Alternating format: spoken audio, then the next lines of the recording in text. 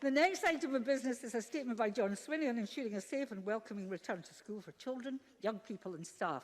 The Cabinet Secretary will take questions at the end of his statement, so there should be no interventions or interruption. I call on John Swinney. Cabinet Secretary, please. President Officer, the day our children start school for the first time is a moment every parent remembers. However, I am aware that in some parts of the country, although plans were in place to open schools today, roads have been closed due to severe flooding following last night's storms. A number of schools in Aberdeen City, Aberdeenshire, East Ayrshire, Falkirk, Fife, Highland and Perth and Kinross have sustained damage or difficulty of access, and others have been unable to open as planned. For those schools, it was definitely not the start of term they were planning for, and the weather issues will be the subject of a resilience call this afternoon. Elsewhere across the country, parents proudly dress their children, many in school uniform for the first time, take photographs and lead them off to school. I know it is a day that I will certainly never forget.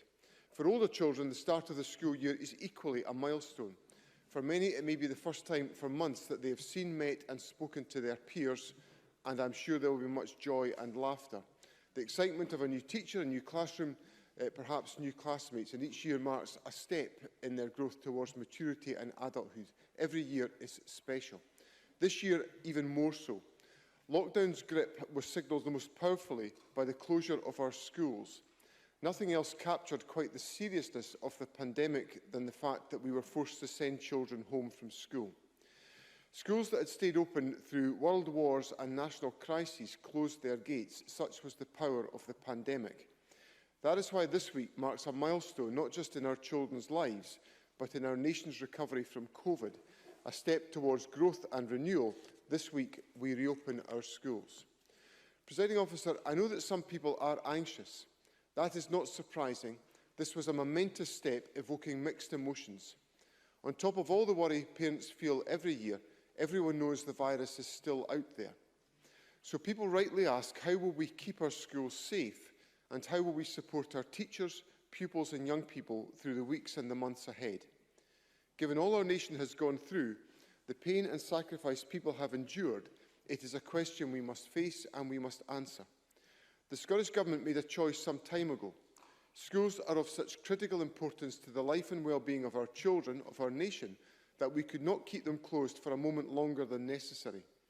We knew that every day they remained closed, it kept staff and pupils safe from the virus, but it also imposed other harms on them, on our society and on our collective future. That could not be ignored. So the Government decided that schools must be a priority. We decided that as we eased lockdown, we would forgo opening other parts of society. We would give up the chance to do so many of the things we all enjoy and used to take for granted in order that we could get children back to school. It meant that we had to say not yet to the impassioned pleas of other sectors. It meant that we had to look them in the eye and tell them that they had to stay closed. They could not return because there was a higher priority, the return to schooling of our children. And this week, at last, that choice bears fruit and our schools can reopen. I want to take a moment to recognise that even while our school buildings have been closed, our school communities have not been closed. Across the country, thousands of teachers worked tirelessly to reach out through online learning to their pupils. It was difficult, it was stressful, and it was a shift that proved hard for many. But the dedication and commitment of so many was plain to see, and I should not pass by the opportunity to record my thanks to them for their efforts in these most trying of times. As we have planned for the return of school, we've seen that there are real concerns that we have to address. Last week's EIS survey saw responses from almost 30,000 teachers, the largest return that the EIS have had to a survey. The returns confirmed 60% of teachers support the decision to reopen schools, but a similar figure expressed anxiety and a lack of confidence that sufficient mitigations would be in place to make them feel safe. This morning I visited Monifieth High School in Angus and met with pupils and staff at the start of the school day. The preparations that have been made were impressive, and the commitment of staff to make them work was beyond question. There was, however, an underlying anxiety and uncertainty about what lay ahead, because the arrangements in the school are going to be different. I understand that anxiety and uncertainty, and I give the assurance that I will constantly work to address those concerns. I would say to all pupils, teachers and staff that we have been and will continue to listen to the views of all of these groups and be guided by the very latest scientific advice. Today, I have published a note from the Chief Medical Officer summarising the very latest science in respect of COVID-19 and schools. The key points in that note are as follows. The most important factor for reopening schools is the level of community prevalence of COVID-19. Here we have a very encouraging picture. Whilst Aberdeen reminds us that we need to stay on our guard, the national trend is remarkable. We estimated that on the 31st of July, there were around 25 new cases of COVID-19 in Scotland. That compares to around 780 on the 15th of May. The estimated number of people in the whole of Scotland who were infectious on this date was around 275. That is in stark contrast to the estimated 10,000 on the 15th of May. Such is the scale of the reduction. And, Presiding Officer, the evidence is equally positive for young people. There have been no COVID-19 related deaths in Scotland for people under the age of 15, and less than 1% of COVID deaths have involved people aged under 45 years. As at the 3rd of August, less than 1% of the cases of COVID-19 in Scotland had involved children aged under 15, and around 2% involved children and young people aged under 20. There have been no cases linked to any community school hubs which have been opened throughout the pandemic. There is a wide range of evidence on other aspects of COVID-19 and schools with strong consensus. For example, children infected with COVID-19 tend to become less ill. Linked to that, children are less likely than adults to transmit COVID-19, whether to each other or to adults. This explains in part why there have been community outbreaks internationally involving schools. Where there have been community outbreaks internationally involving schools, it appears most likely that the transmission has happened in the community and not in the school. Presiding Officer, that is not to say that we can at any stage drop our guard. The reopening of schools will involve mitigating measures such as enhanced hand hygiene, more frequent cleaning regimes and social distancing by and from adults. All of these are based on clear scientific evidence applying to children and young people as well as to adults. There are a variety of views about face coverings. Some studies suggest that given the low risk of transmission by children, the detrimental developmental impacts of extended face covering use may be greater than the potential protective benefit. There is irrefutable evidence about the value of schools themselves. Not going to school is of considerable harm in terms of educational advancement, wider development and mental well-being. Not being in school also means children and young people are less likely to be in contact with people who could identify harm with disproportionate impact on those from disadvantaged backgrounds. I assure Parliament that Ministers will be monitoring developments and progress very closely. COVID-19 is a new pandemic and we are following keenly the science as it emerges, and reopening schools is clearly a new development. That is why I am very pleased to announce that we are putting in place a programme of enhanced surveillance to be able to monitor progress and react quickly to developments on the ground. This will include from now, the start of term, full application in schools of Test and Protect, outbreak management and rapid testing for all those with symptoms. Schools will be able to register so staff with symptoms can be referred for priority access to testing as key workers, as well as being able to self-refer. There will be close ongoing monitoring of the virus in schools and among school-aged children and staff, again from the start of term. We are pulling data together from a range of sources so that we have a single clear data set to allow us all to track progress over time. For example, we will ensure that the Education Recovery Group is briefed regularly on parameters such as COVID rates in school-aged children and young people and in teachers, and also on the question of school absences. This data set will be enhanced over the autumn as we introduce a number of other measures. These will include a new record linkage study that will allow us to track and compare risks in different staff groups from next month, a new programme of serology testing to measure over time levels of antibodies in staff also from next month, and a programme of PCR testing of pupils and staff from a sample of schools designed to cast more light on transmission and prevalence for older pupils and staff in schools from October. Taken together, these surveillance measures will allow us to report regularly against key parameters and to make rapid adjustments in the light of evidence of developments on the ground, whether to tighten measures nationally or locally, or to reintroduce currently restricted activities such as assemblies or singing. But the surveillance programme is just one element of our plan. We recognise that the staff in our schools and nurseries are worried. They are worried about the children, but they are understandably worried about their own risks. Bluntly, this is a new and frightening virus. It is entirely reasonable for our staff to be concerned for their own health and to want to understand what we are doing to keep them safe.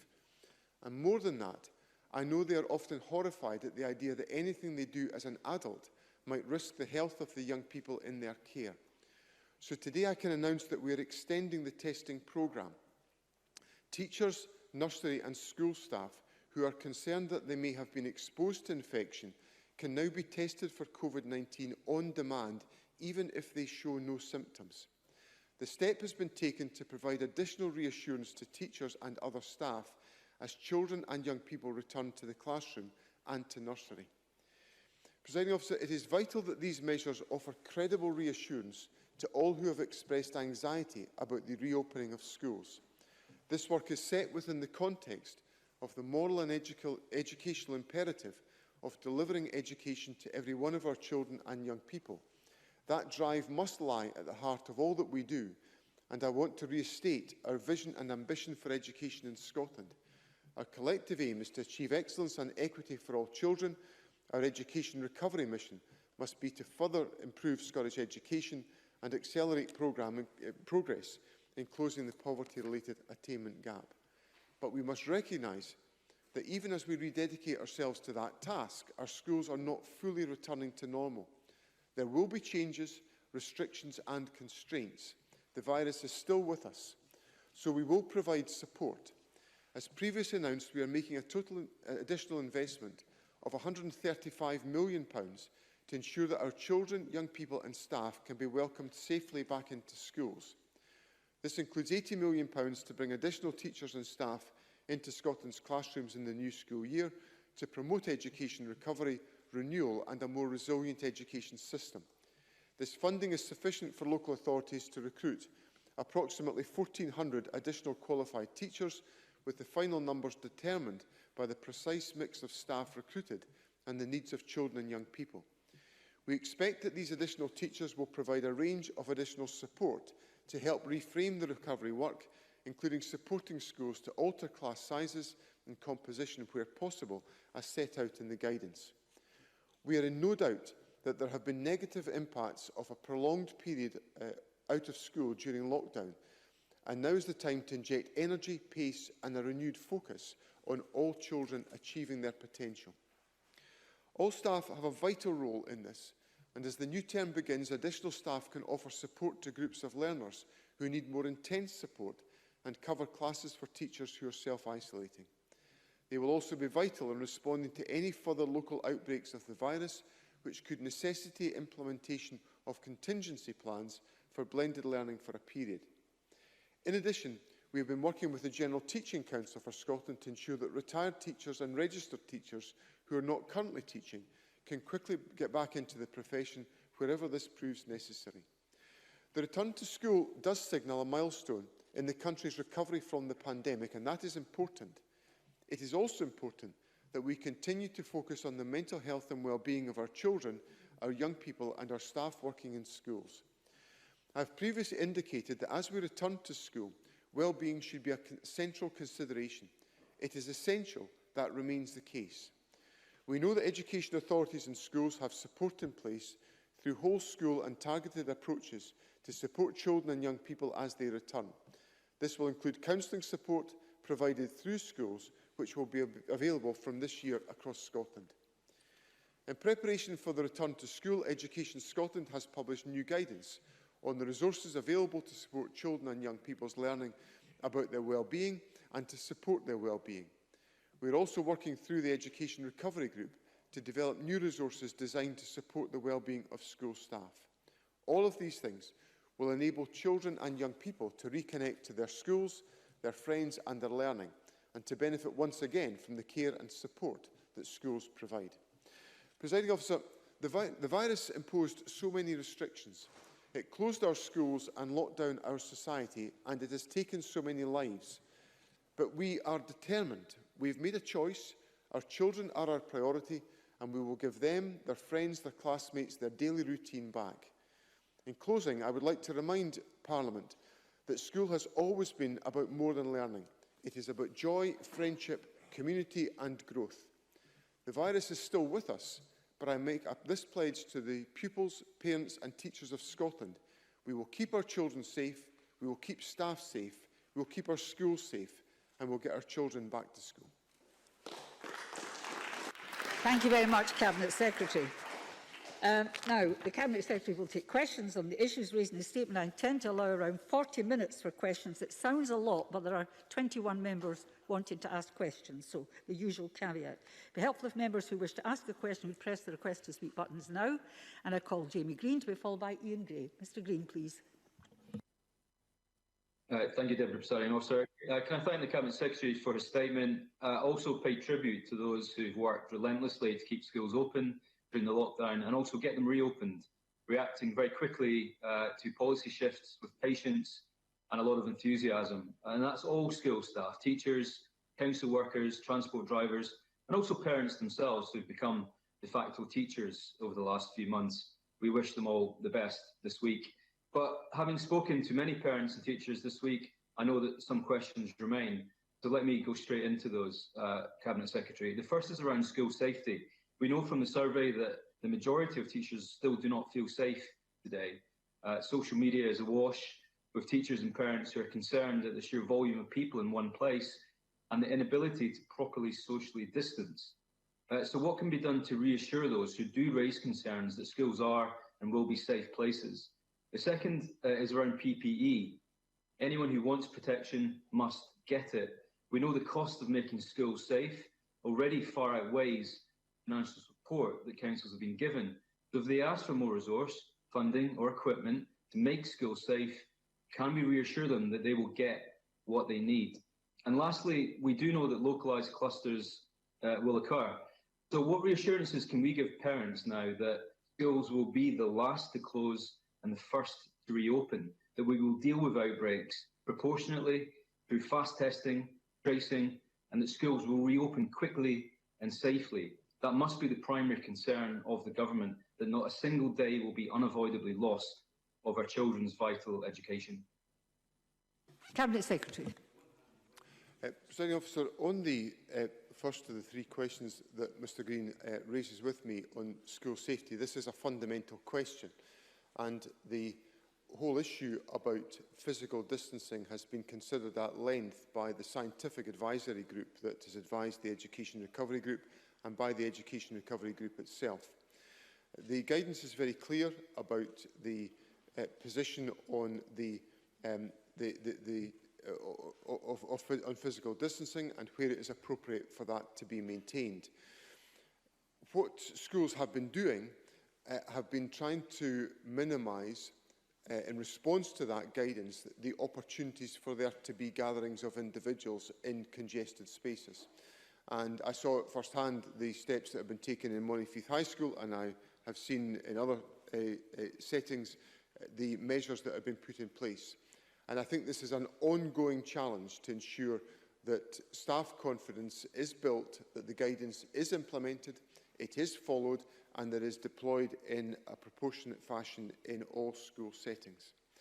On the second point about PPE, any PPE that is required for the delivery of educational or support services within a school should be provided. There should be no question about that. In relation to the question of funding, the Government has already made available to local authorities £20 million to meet these costs, but we have also indicated that there is a further £30 million available should that be required to meet any costs in relation to the expansion, to the reopening of schools. And finally, on the question of localised clusters, I'm glad that Mr Green acknowledges that there may be the possibility of this happening in the future. And I went through in considerable detail in my statement the measures that we have put in place to monitor and to assess the prevalence of coronavirus as part of our wider efforts to suppress community transmission. There will be extensive monitoring, which will be supplemented to look at the position emerging among schools and young people. And obviously, if there is a necessity for us to take proportionate action in relation to the closure of an educational facility, that action will be taken, and the government and local authority partners will be determined to reopen facilities only when it is safe to do so and when appropriate measures have been undertaken. And that will be done as quickly as possible. Thank you. Before I call Ian Gray, there's two members who appear to want to ask questions, but I haven't pressed the request to speak button, so if you don't, I'll not call you. Ian Gray, followed by Ross Greer. Thank you, Presiding Officer. This is a welcome day as schools return, and I want to pay tribute to teachers, to school staff, to council officials who've worked so hard to make it happen. It was made even more challenging, of course, with weeks of planning for blended learning and social distancing overturned at the last minute, but they did it, and we can celebrate schools reopening today. Above all, let me wish pupils the best of luck.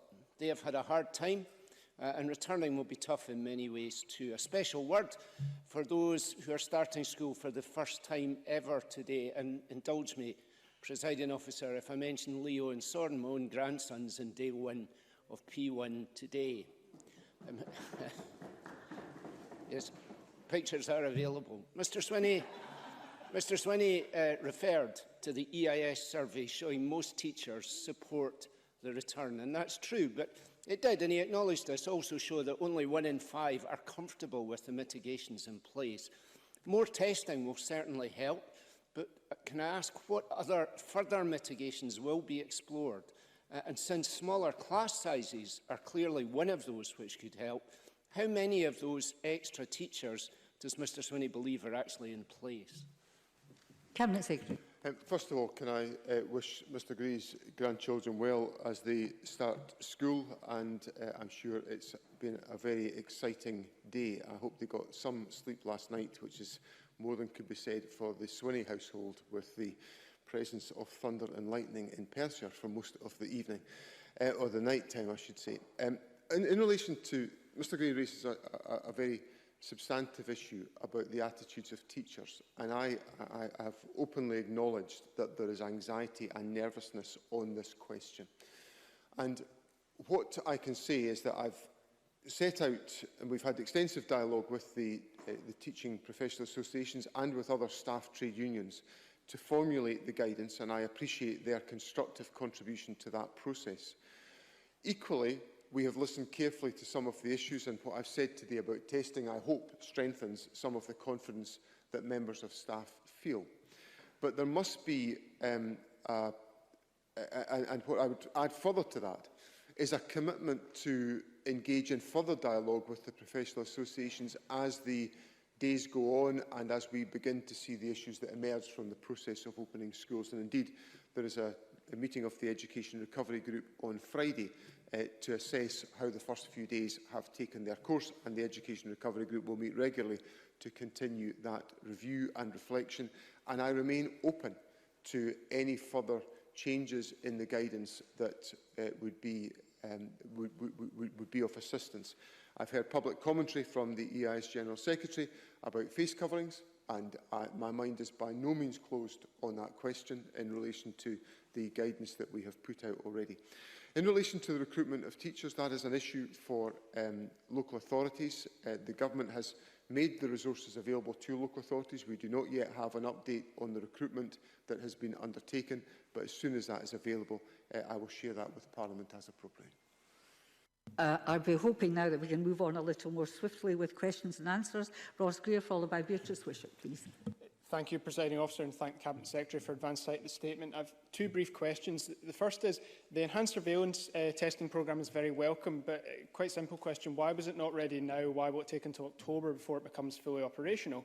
And further to that, the further testing for any teacher who wants it is very welcome, but will it be for them to request, or will it be regularly proactively offered, particularly for teachers in areas such as Aberdeen experiencing a local outbreak? Cabinet Secretary. On the first question, the enhanced surveillance programme does take time for us to build up. I think that's been it's been the clear experience throughout the pandemic that we have been building capacity. But what I would assure Mr Greer about is that in advance of that happening, there are a range of other surveillance measures and mechanisms in place that we can use existing testing capacity for and other data sets to create a strong picture of any issues that require to be resolved. In relation to his second point, the testing will be available where teachers request it. It will not, and it's an important point that teachers have got to want to go forward for that. And so I've set out a position whereby any teacher can use that route to secure a test if they have concerns, and the test will be delivered as appropriately. Beatrice Wishart, followed by Claire Adamson. Thank you, Presiding Officer. I was just following on from what Ian Gray asked about extra staff. How long will it be before all the extra staff will actually be on the ground, and what job security will they have, because people need security? And does it mean that every newly qualified teacher will have a job? Cabinet Secretary. So these are detailed recruitment issues for local government. The government does not employ the teachers. We allocate the resources. We've reached an agreement with local authorities about the recruitment of staff, and I am very confident that local authorities will be utilising those resources to ensure that they have that they're used to the full. In relation to the timescale for that, obviously local authorities will wish to press ahead with that recruitment at the earliest opportunity to ensure they've got maximum opportunity to benefit from the contribution these staff can make to their efforts. I've been a bit easy on multiple questions, but unfortunately that does mean quite right that the Cabinet Secretary has to take longer to answer. That eats into time, so keep your questions to one question, please. Claire Adamson, followed by Jamie Halcroft-Johnson. Thank you, Presiding Officer. Can I ask the Cabinet Secretary about the issue of wellbeing that he mentioned in his speech? Obviously, these are unprecedented times, and there was already a recognition that counselling was needed in schools. So I wonder, how is that progressing to actually ensure that the counsellors are available in our schools, and also what part can the wider community and third sector organisations play in supporting the wellbeing of our schools? It's kind of like a couple of questions in there, but we'll perhaps get to one question at some point. Cabinet Secretary. Presiding Officer, there are a range of schools that have existing relationships with organisations that support the well-being of their staff, and indeed again at Montefiore High School this morning I saw some of the specific recruitment decisions that the school have made there to invest in support in assisting in improving and strengthening the well-being and the mental well-being of young people within the school. The wider programme of the rollout of mental health counsellors will be completed by October, and that will fulfil the government's commitment to have that capacity in place around the country. Jamie Halcroft-Johnson, followed by David Torrance. I'm sure we all hope that blended learning, even if restricted to localised clusters, won't be necessary. But in the event that they do, it's important that the digital poverty issues that I've raised repeatedly have been addressed. On the 23rd of July, the Cabinet Secretary told me that laptops would be with students by the start of term, the 27th to 27th of July from the start of term. So can the Cabinet Secretary confirm that the Scottish Government has distributed all the 25,000 promised laptops to the pupils who need them or to their schools? Cabinet Secretary. Well, I think I've made clear to, or I've tried to make clear to Mr Halcroft-Johnson that the government cannot distribute them to individual pupils. That is for local authorities and schools to undertake. 20,000 Chromebooks will have been shipped from the suppliers to local authorities by this Friday, and the remaining 5,000 will be shipped to local authorities by the end of next week, the 21st of August, and it will be for local authorities to distribute them to pupils at that time. David Torrance, followed by Jackie Bailey. Thank you, Presiding Officer. Can the Cabinet Secretary confirm that despite the specifics of the advice to schools, the overall guiding principles for pupils, teachers and parents are those set out in the acronym FACTS? Cabinet Secretary. Yes, Presiding Officer, it's important that that guidance is put in place and that it's followed assiduously at local level to ensure that we have a safe reopening of schools within Scotland. We have to make sure that staff, pupils and parents are assured of the safety of the school environment, and that's been at the heart of the work to formulate the guidance and to make sure it can be put in place. Jackie Bailey, followed by Richard Lyle. And I welcome the additional mitigation measures for teachers and other school staff. I've been contacted by a parent who is concerned about face coverings. She has 2 children aged 14 and 17. They're required to wear face coverings on public transport, shops, churches, museums, libraries, but not in school when they are in contact with many people on a daily basis. Would the Cabinet Secretary review the guidance, particularly for older children, and consider a requirement to wear face masks? Cabinet Secretary. This has been an issue on which we've had specialist advice from the expert group, and the position that is taken in the guidance reflects that advice from the expert advisory group. Having said that, as I said to Ian Gray, my mind is far from closed on this question, and I do appreciate the very specific contrast that Jackie Bailey is raising in her question between the requirements that there will be out with school and the position within school. So I'm open to that question. I think some of the issues, and I highlighted in my statement about the use of face coverings within school, may well inhibit some of the ability of young people to properly and fully experience to have a strong educational experience, but that has to be counterbalanced with the clinical advice that we receive. But my mind is far from closed on that question, and I think it will be one that the Education Recovery Group will return to in its subsequent discussions.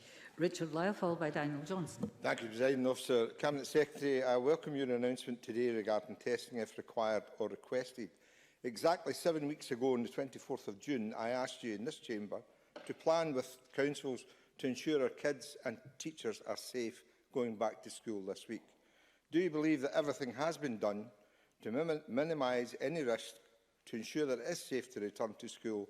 And would you agree with me that parents want their children back at school? Cabinet Secretary. I think generally parents do want children back at school because I think they realise and can see the significant benefits that will come to their children and young people from being at school. But there will be parents who have anxieties and worries about that process. It is therefore critical that the measures that are included within the guidance are properly applied in all school settings so that parents can be assured. And I think certainly looking at a range of material I've seen from around the educational community around Scotland, there has been significant investment of time and energy in advising parents about the arrangements that will be put in place, but that must be maintained by schools for a sustained period. Daniel Johnson, followed by Fulton McGregor.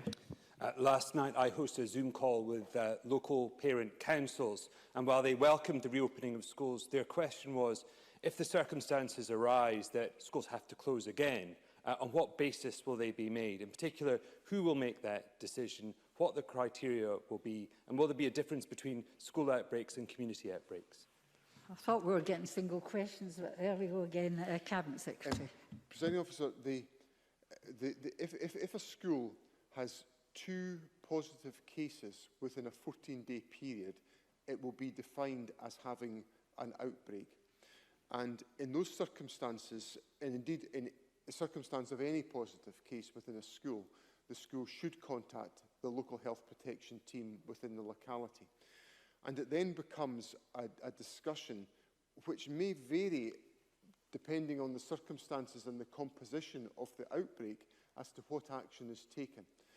But what I would assure Mr Johnson about, and I would welcome him passing this on to the parent councils with whom he had discussion, that there will be a very focused attention taken to any outbreaks that are in any way in proximity to a school. As I said in my statement, the most effective way in which we can protect schools is to minimise community transmission. And that, of course, is at the heart of the whole test and protect arrangement that we have in place. So there will be a very focused discussion about that. Schools will take advice from health protection teams at local level as to what appropriate action should be taken, and that must be taken in a timely fashion to protect the access to education for children and young people. Fulton McGregor, followed by Alison Harris. Thank you, Presiding Officer. And I'm asking this question as a father of a kid who went into P2 today.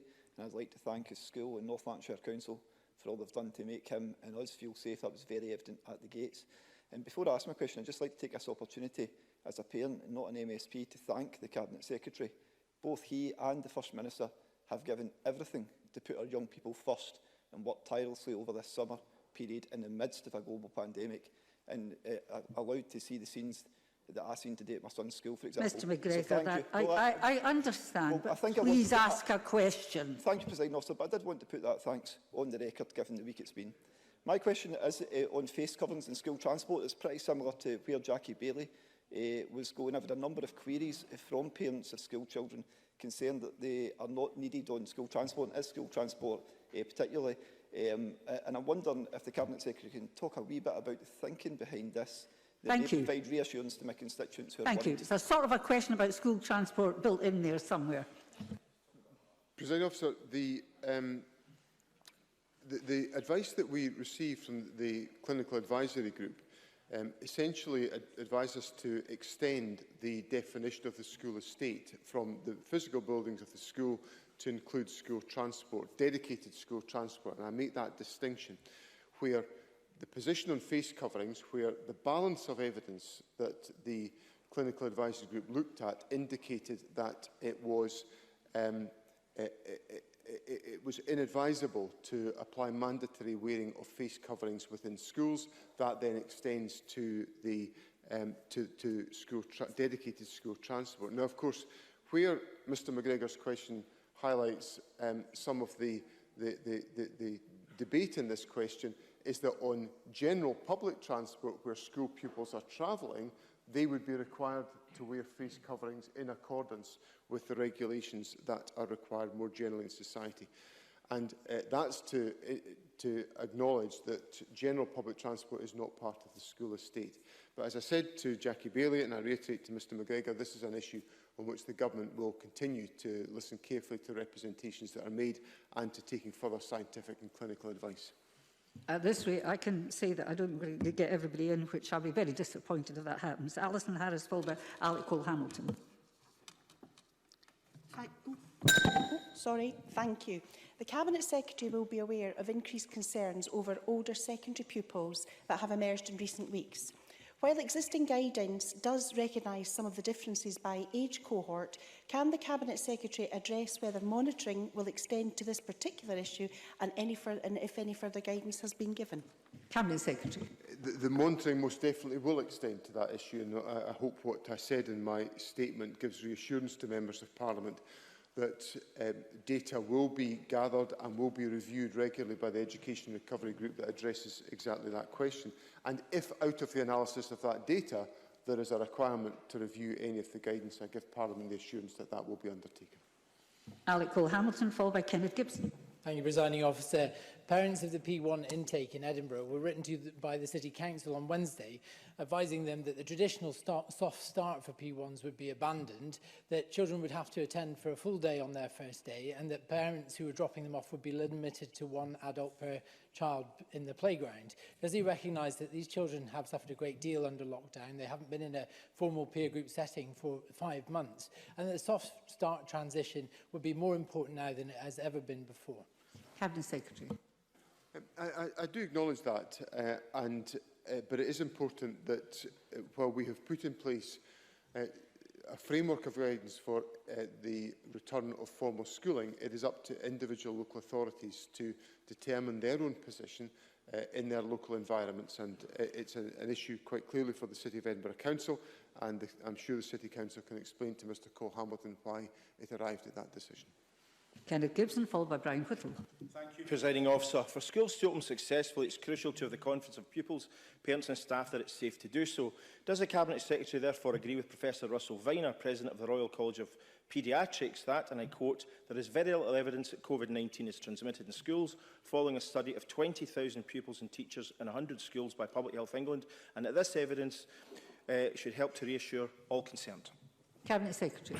I think as Mr Gibson highlights one particular piece of evidence, and there's a lot of evidence beginning to emerge around about this question. We've looked at a whole range of international examples to guide the thinking that has gone into how we could reopen schools safely. So we have undertaken that task. We will continue to monitor that, the emerging international evidence, and I think the study that Mr Gibson cites does help in creating that reassurance. And I also advise Parliament that these studies are reflected on by the Chief Medical Officer and by the advisory group and form the continuing flow of advice that comes to the Education Recovery Group on who take the decisions about guidance. Brian Whittle, followed by Pauline McNeill. Thank you, Deputy Presiding Officer, and can I declare an interest in my eldest starts her job today as Head of Department at a secondary school, and I had the pleasure of walking my youngest in to start S1 secondary school this morning. How on earth did that happen? Cabinet Secretary, in your statement you mentioned the other harms imposing lockdown has had on pupils, and of course we recognise there's a balancing act to be done here. However, we also know the impact of other medical conditions on the response to COVID, like obesity and diabetes. So, Cabinet Secretary, do you agree with me that it's imperative to reintroduce PE into the curriculum? However, we may need to adapt those classes for the benefit of both the pupils' physical and mental health, and how is the Scottish Government assessing this issue?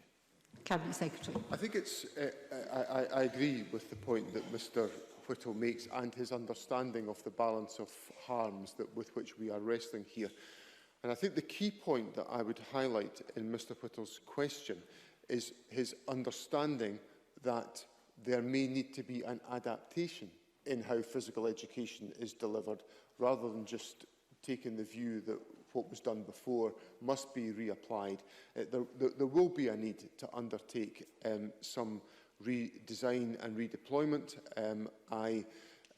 I'm certain that physical education staff will be committed to doing exactly that, because they will want to make sure that young people have that experience within schools. And I'm sure that on that basis we can make the progress that I know Mr Whittle's policy interests will reflect in making sure that young people have an experience of physical education to support their mental and physical well-being. Pauline McNeill, followed by Mark MacDonald.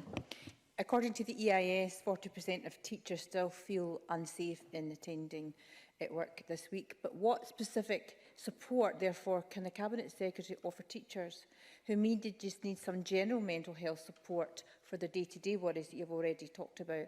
Have you thought how every school or a cluster of schools could be offered that type of mental health support?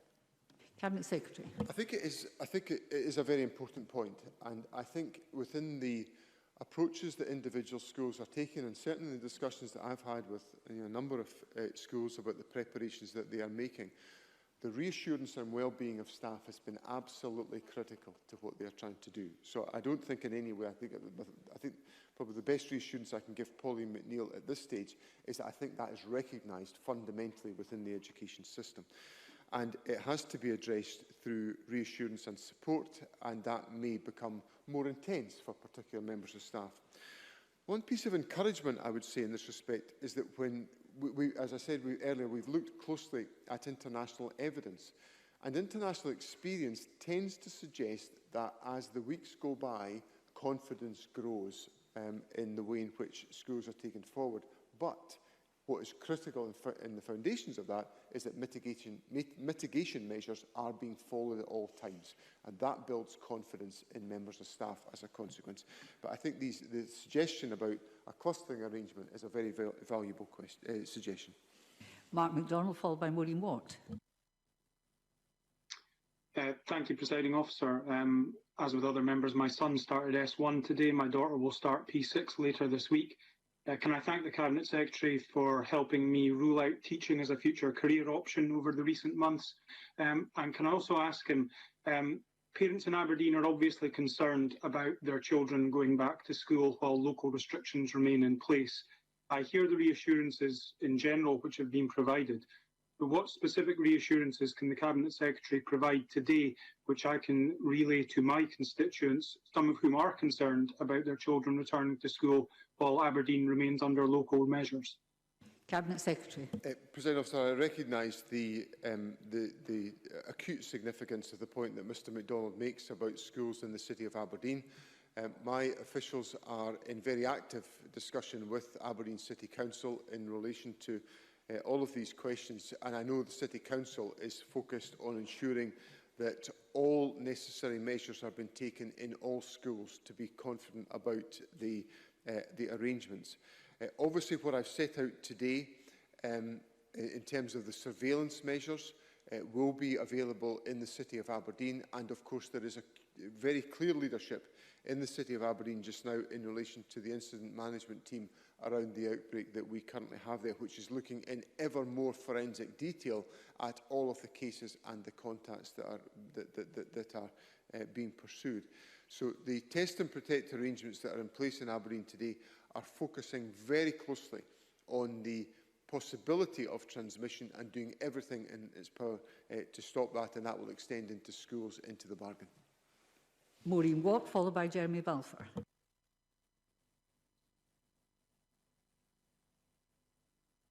You're on mute. Of putting children, both their safety and their ability to learn, at the heart of the return to schools, can the Cabinet Secretary confirm that the work done to provide for the reopening of schools has been undertaken with the principle of getting it right for every child to the forefront?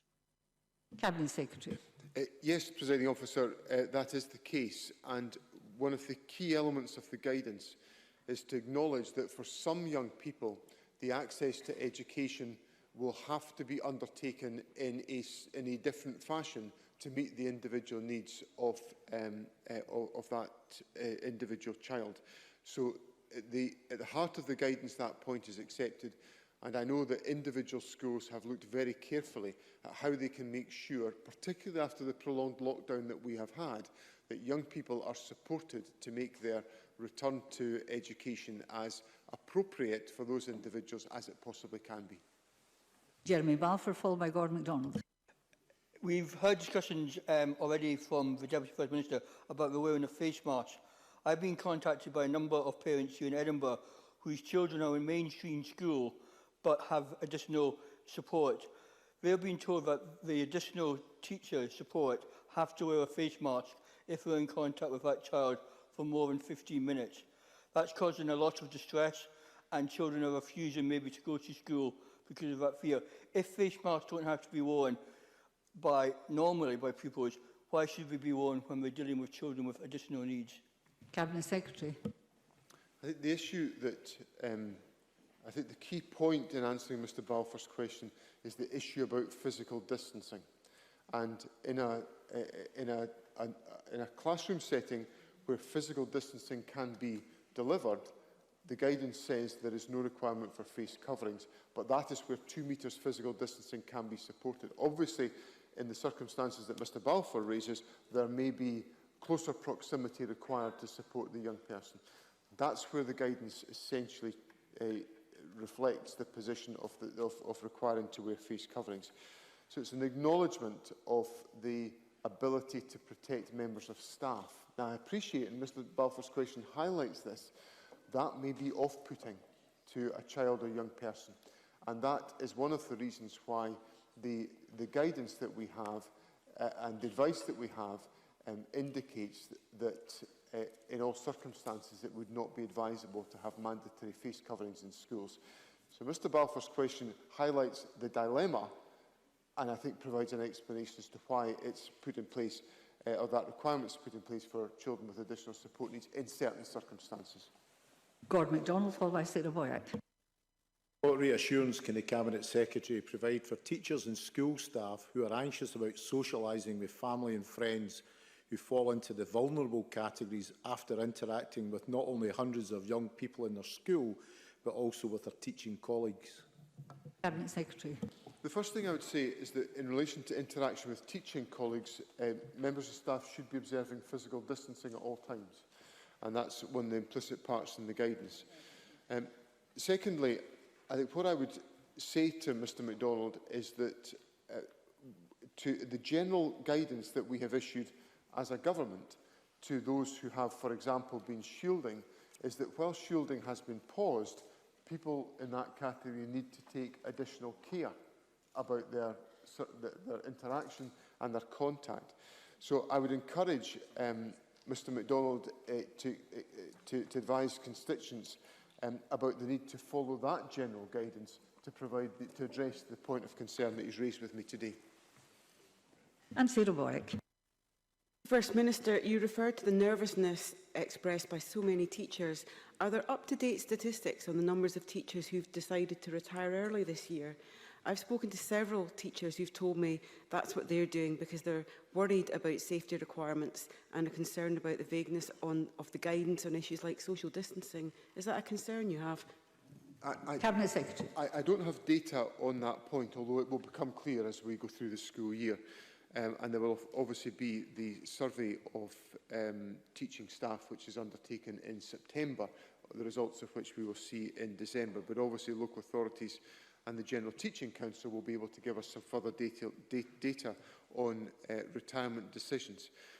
I think obviously there is a level of anxiety. I have accepted that, but what I would reassure Sarah Boyack about is the importance the government attaches, and our partners within the Education Recovery Group, our local authority partners and other stakeholders are focused on trying to build that confidence over time and to ensure that teachers feel safe and confident to come to practice in our schools. Thank you. That concludes questions on the statement. We did manage to get everybody in. There will be a short pause before we move on to the next item of business. It's a follow-on, so all members who are in the next debate should really be either just outside the chamber or in the chamber.